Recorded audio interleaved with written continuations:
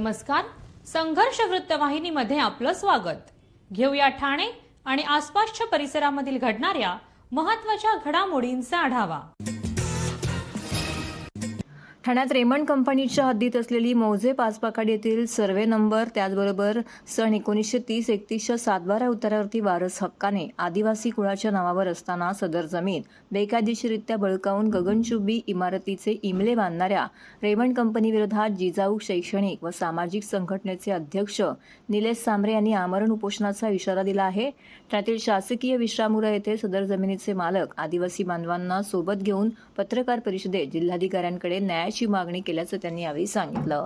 यावेळी आदिवासी शेतकरी सुरेश अर्जुन भुयाळ व गणपत आबाजी बोडके यांचे संपूर्ण कुटुंब येथे उपस्थित होतं. शासनाने आदिवासीच्या हिरावून घेतल्या जाऊ नये तसेच बिगर आदिवासींकडे गेलेल्या जमिनी आदिवासींना परत करण्यासाठी महाराष्ट्र अधिनियम हा विधी सुधारणा अधिनियम 1972 तसेच महाराष्ट्र अनुसूचित जमातींना जमिनी प्रत्यापित करण्याची तरतूद केलेली आहे. या कायद्यात आदिवासींच्या जमिनी बिगर आदिवासी यांच्याकडे हस्तांतरित होण्यावरती कडक निर्बंध घातले आहेत. तरी सदर कुळ वहिवाटीनुसार मूळ आदिवासींच्या जमिनी त्यांच्या वारसांना मिळाव्यात या न्याय मागणीसाठी आदिवासी शेतकरी सुरेश अर्जुन भुयाळ व गणपत आबाजी बोडके यांच्या पाठीशी जिजाऊ शैक्षणिक व सामाजिक संघटना उभी राहिली असून संस्थेचे अध्यक्ष निलेश सांबरे यांनी मुख्यमंत्री एकनाथ शिंदे व जिल्हाधिकारी अशोक शेनगारे यांच्याकडे न्यायाची मागणी केली आहे. तसेच या शेतकऱ्यांना वेळीच न्याय न मिळाल्यास आमरण उपोषणाचा इशारा देखील त्यांनी दिला आहे. जमीन आमच्या हक्काच्या, नाही कुणाच्या बापाची. जमीन आमच्या हक्काच्या, नाही कुणाच्या बापाची. जमीन आमच्या हक्काच्या, नाही कुणाच्या बापाची. आदिवासी एकतेचा, आदिवासी एकतेचा, आदिवासी एकतेचा.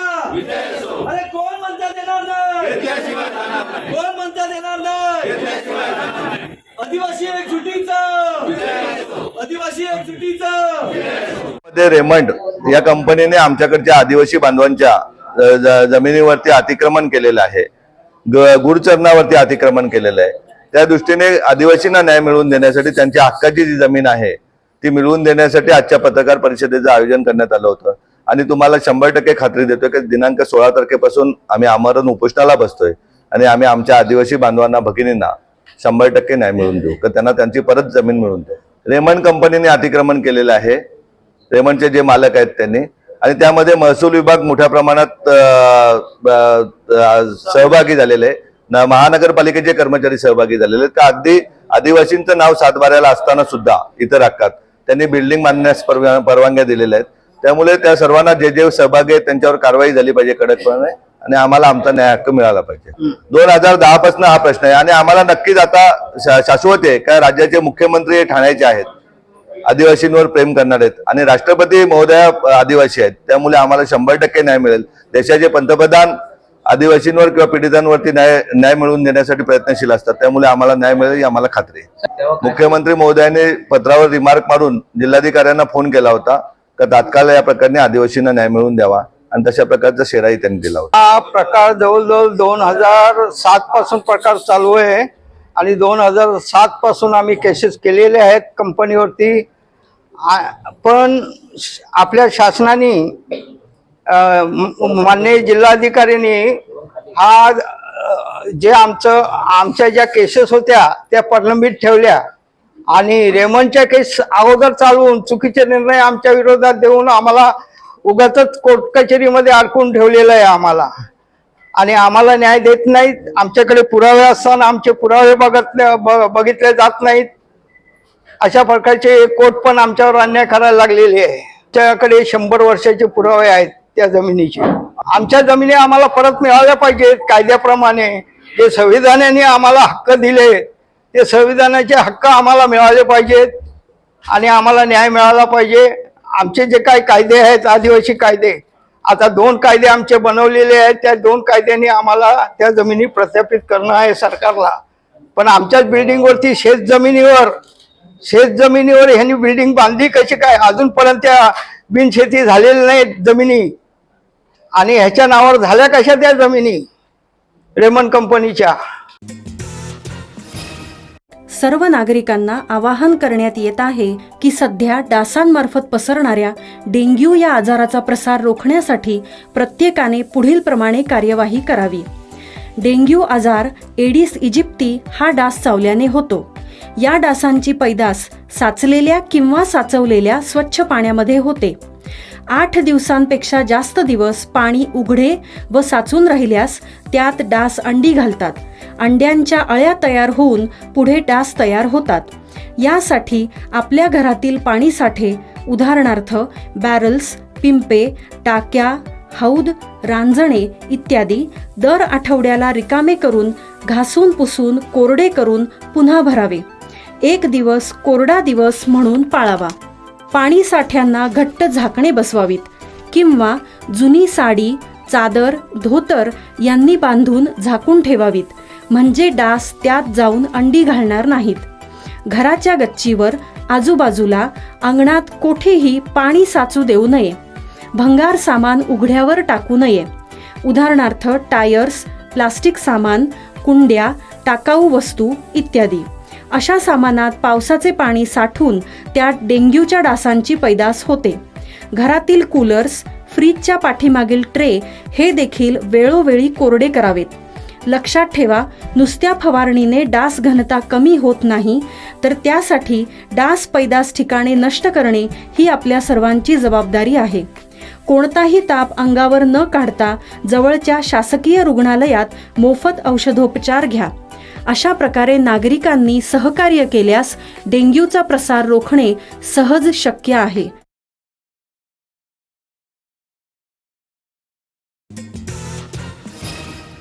ठाण्यातील प्रसिद्ध श्री भवानी चौकातील नवरात्र उत्सवात साकारणार श्रीराम मंदिराची प्रतिकृती खासदार डॉक्टर श्रीकांत शिंदे. जागतिक पातळीवरती प्रसिद्ध असलेल्या श्री भवानी चौकातील नवरात्र उत्सवात जन्मभूमी श्रीराम मंदिर लोकार्पण महापर्वाची पूर्वसंध्या म्हणून दुर्गेश्वरीचा दरबार मुख्यमंत्री एकनाथ शिंदे यांच्या मार्गदर्शनाखाली प्रति श्रीराम मंदिर स्वरूपात भाविकांना अनुभवण्यास मिळणार आहे, अशी माहिती डॉक्टर श्रीकांत शिंदे यांनी पत्रकार परिषदेअंतर्गत दिली आहे. ठाण्यातील टेंभीनाका येथील नवरात्र उत्सव जगातील अनेक देशांमध्ये प्रसिद्ध आहे. धर्मवीर आनंद दिघे साहेबांनी जय अंबे मां सार्वजनिक धर्मदाय विश्वस्त संस्थेच्या माध्यमातून सुरू केलेल्या या नवरात्र उत्सवाचा नावलौकिक दिवसेंदिवस वाढत आहे. दिघे साहेबांनंतर विद्यमान मुख्यमंत्री एकनाथ शिंदे यांनी ही परंपरा आस्थागत उत्साहात सुरू ठेवली आहे. टेंभीनाका येथील दुर्गेश्वरीच्या दर्शनासाठी तसेच येथील देखावा पाहण्यासाठी राज्यातील अनेक देवी भक्त दरवर्षी इथे आवर्जून येत असतात. भव्य दिव्य आरास हे या उत्सवाचं खास वैशिष्ट्य आहे. यावर्षी श्रीराम मंदिर लोकार्पण सोहळ्याच्या पूर्वसंध्येचे औचित्य साधून श्रीराम मंदिराची प्रतिकृती साकारण्यात येणार आहे. नागर शैलीवरती आधारित हे मंदिर पूर्णपणे फायबर ग्लास, स्टील, लाकडी फळ्या, ऑइल पेंट इत्यादी सामुग्रीचा वापर यामध्ये प्रामुख्याने करण्यात आलेला आहे. सदर मंदिराची आरास सुप्रसिद्ध कला दिग्दर्शक अमन विधाटे साकारत असून मंदिर उभारण्यासाठी पुणे, कराड, शहापूर, भांडूप, जोगेश्वरी आणि टेंभीनाका, ठाणे अशा 6 ठिकाणी काम सुरू असून अंदाजे 350 कुशल तर अनेक अकुशल कामगार अहोरात्र येथे काम करत आहेत. प्रामुख्याने यामधील काम हे महाराष्ट्र, उत्तर प्रदेश, बिहार व कलकत्ता येथील आहे. तर धर्मवीर आनंद दिघे साहेबांनी सुरू केलेली नवरात्र उत्सवाची परंपरा आस्थागत चालू राहावी यासाठी मुख्यमंत्री एकनाथ शिंदे यांच्या मार्गदर्शनाखाली सर्व शिवसैनिक अगदी हिरहिरीने काम करत आहेत. दरवर्षी या उत्सवाची शोभा अधिक वाढत असून निरनिराळ्या क्षेत्रातील व्यक्तींचे तसेच ठाणेकरांची साथ आम्हाला मिळत आहे. सर्वांनी या नवरात्र उत्सवात सहभागी होऊन या उत्सवाची शोभा वाढवावी असं आवाहन जय अंबे मां सार्वजनिक धर्मादाय विश्वस्त संस्थेच्या वतीने करण्यात आलं आहे. सदर पत्रकार परिषदेत जय अंबे मां सार्वजनिक धर्मादाय विश्वस्त संस्थेचे अध्यक्ष उत्तम सोलंकी, भालचंद्र घुले, शिवसेना ठाणे जिल्हा प्रमुख नरेश मस्के, शिवसेना ठाणे शहर विधानसभा क्षेत्रप्रमुख हेमंत पवार, माजी नगरसेवक सुधीर कोकाटे, कमलेश चव्हाण, अनिल सोनावणे, संतोष घुले, संजय रवळेकर, नितीन बुडजुडे इत्यादी उपस्थित होते. पाहताय या ठिकाणी जी प्रतिकृती आपण उभारतोय ती प्रतिकृती अयोध्या येथे जे राम मंदिर होणार आहे आणि त्या राम मंदिराची हुबेहूब प्रतिकृती इथे आपण साकारतोय. लोकांना ती पाहायला मिळावी या उद्देशाने भव्य असं हे राम मंदिर या ठिकाणी आपण उभारतोय. 108 कोटी हे राम मंदिर या ठिकाणी उभारतोय आणि त्याची माहिती देण्याकरता माननीय खासदार डॉक्टर श्रीकांत एकनाथ शिंदे साहेब या ठिकाणी आलेले आहेत. TJSB सौर शक्ती कर्ज गो ग्रीन करा वीज बिलावर बचत. आकर्षक व्याजदर, 84 महिने परतफेड कालावधी, 80% लोन, व्यावसायिक आणि उद्योजकांकरता सुद्धा. अधिक माहितीसाठी तुमच्या जवळच्या शाखेला भेट द्या किंवा संपर्क साधा. 1800-223-466 आणि 1800-266-3466.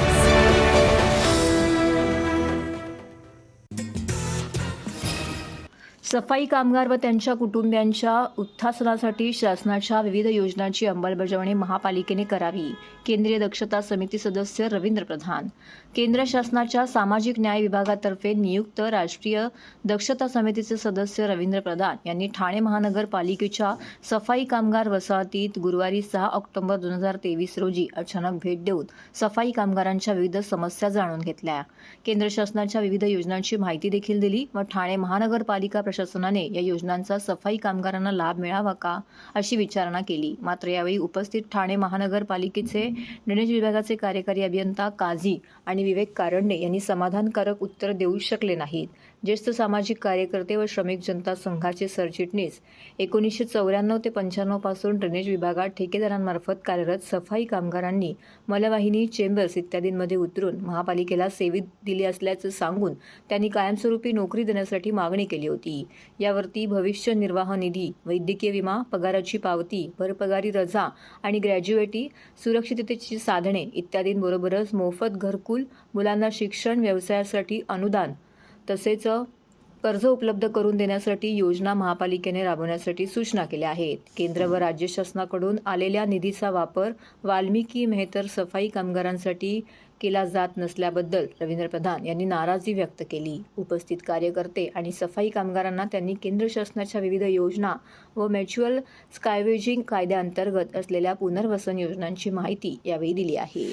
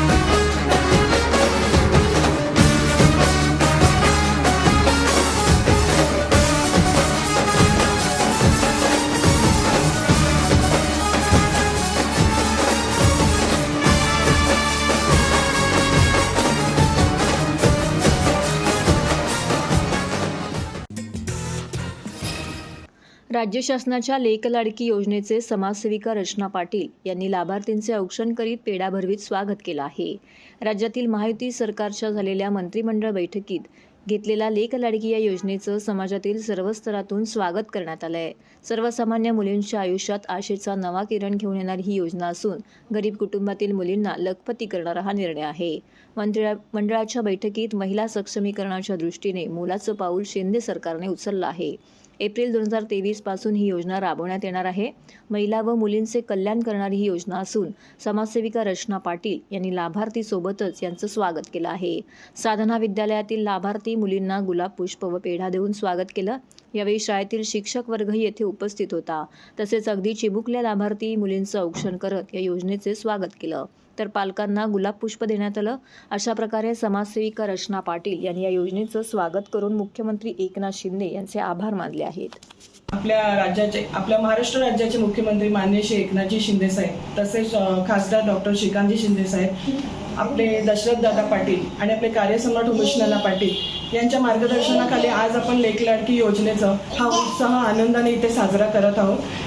या योजनेमुळे राज्यभरात सर्वत्र महिलांचं सक्षमीकरण, त्यामध्ये मोठा हातभार लागलेला आहे महिला सक्षमीकरणासाठी.